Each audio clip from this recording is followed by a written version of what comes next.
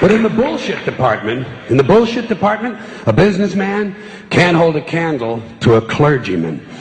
Because I got to tell you the truth, folks. I got to tell you the truth. When it comes to bullshit, big time, major league bullshit, you have to stand in awe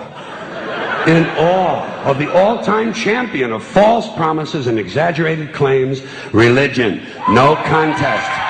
No contest. Religion easily has the greatest bullshit story ever told. Think about it. Religion has actually convinced people that there's an invisible man living in the sky who watches everything you do every minute of every day. And the invisible man has a special list of 10 things he does not want you to do. And if you do any of these 10 things, he has a special place full of fire and smoke and burning and torture and anguish where he will send you to live and suffer and burn and choke and scream and cry forever and ever till the end of time. But he loves you.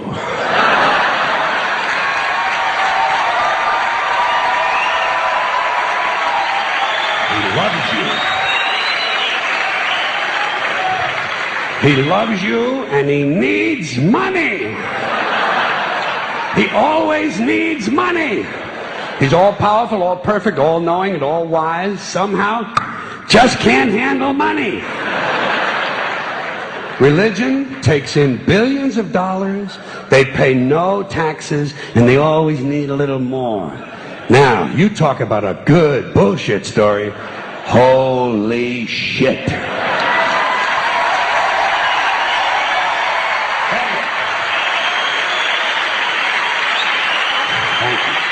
But, thank you very much. But I want you to know something. This is sincere. I want you to know, when it comes to believing in God, I really tried. I really tried. I tried to believe that there is a God who created each of us in his own image and likeness, loves us very much, and keeps a close eye on things. I really tried to believe that, but I gotta tell you, the longer you live, the more you look around, the more you realize something is fucked up. Something is wrong here. War, disease, death, destruction, hunger, filth, poverty, torture, crime, corruption, and the ice capades. Something is definitely wrong. This is not good work. If this is the best God can do, I am not impressed. Results like these do not belong on the resume of a supreme being. This is the kind of shit you'd expect from an office temp with a bad attitude. And just between you and me, in any decently run universe, this guy would have been out on his all-powerful ass a long time ago. And by the way, I say this guy because I firmly believe, looking at these results, that if there is a God, it has to be a man. No woman could or would ever fuck things up like this.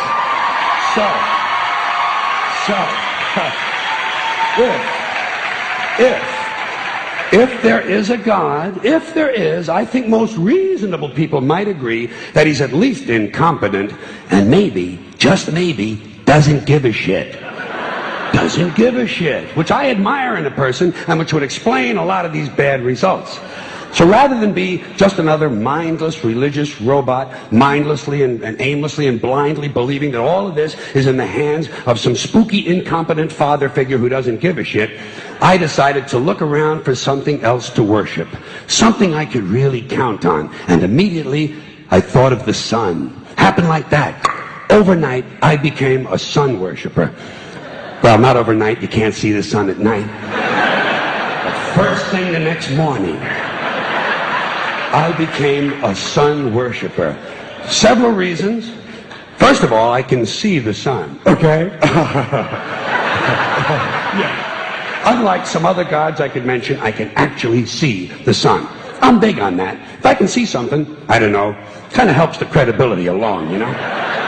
So every day I can see the sun as it gives me everything I need. Heat, light, food, flowers in the park, reflections on the lake, an occasional skin cancer, but hey, at least there are no crucifixions, and we're not setting people on fire simply because they don't agree with us. Sun worship is fairly simple. There's no mystery, no miracles, no pageantry, no one asks for money, there are no songs to learn, and we don't have a special building where we all gather once a week to compare clothing. And the best thing about the sun, it never tells me I'm unworthy. Doesn't tell me I'm a bad person who needs to be saved. Hadn't said an unkind word. Treats me fine. So, I worship the sun. But I don't pray to the sun. Know why? I wouldn't presume on our friendship. It's not polite. I've often thought people treat God rather rudely, don't you? Asking trillions and trillions of prayers every day, asking and pleading and begging for favors. Do this, give me that, I need a new car, I want a better job. And most of this praying takes place on Sunday, his day off. It's not nice, and it's no way to treat a friend. But people do pray, and they pray for a lot of different things. You know, your sister needs an operation on her crotch. Your brother was arrested for defecating in a mall. But most of all, you'd really like to fuck that hot little redhead down at the convenience store. You know, the one with the eye patch and the club foot. Huh? Can you pray for that? I think you'd have to. And I say, fine, pray for anything you want. Pray for anything. But what about the divine plan? Remember that? The divine plan. Long time ago, God made a divine plan. Gave it a lot of thought, decided it was a good plan, put it into practice. And for billions and billions of years, the divine plan has been doing just fine. Now you come along and pray for something. Well, suppose the thing you want isn't in God's divine plan. What do you want him to do? Change his plan? Just for you? Doesn't it seem a little arrogant? It's a divine plan. What's the use of being God if every rundown schmuck with a $2 prayer book can come along and fuck up your plan? And here's something else, another problem you might have. Suppose your prayers aren't answered. What do you say? Well, it's God's will. Thy will be done. Fine. But if it's God's will and he's going to do what he wants to anyway, why the fuck bother praying in the first place? Seems like a big waste of time to me. Couldn't you just skip the praying part and go right to his will? It's all very confusing.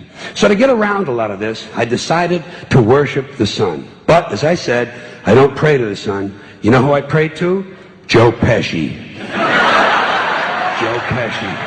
Joe Pesci. Two reasons. First of all, I think he's a good actor, okay? To me, that counts. Second, he looks like a guy who can get things done. Joe Pesci doesn't fuck around. Doesn't fuck around. In fact, Joe Pesci came through on a couple of things that God was having trouble with. For years, I asked God to do something about my noisy neighbor with the barking dog. Joe Pesci straightened that cocksucker out with one visit. It's amazing what you can accomplish with a simple baseball bat. So I've been praying to Joe for about a year now.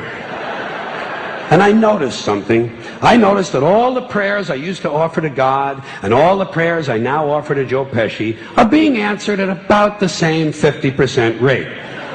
Half the time I get what I want, half the time I don't. Same as God, 50-50.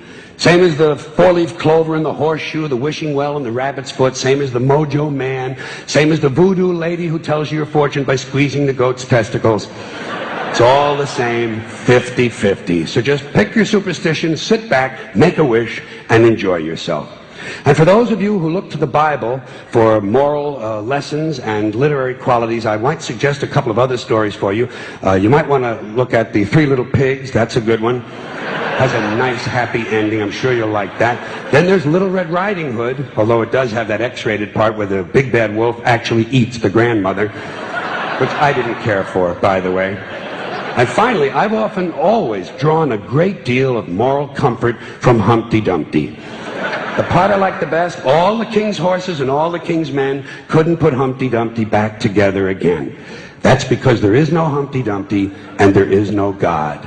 None, not one, no God, never was. In fact, I'm gonna put it this way. If there is a God,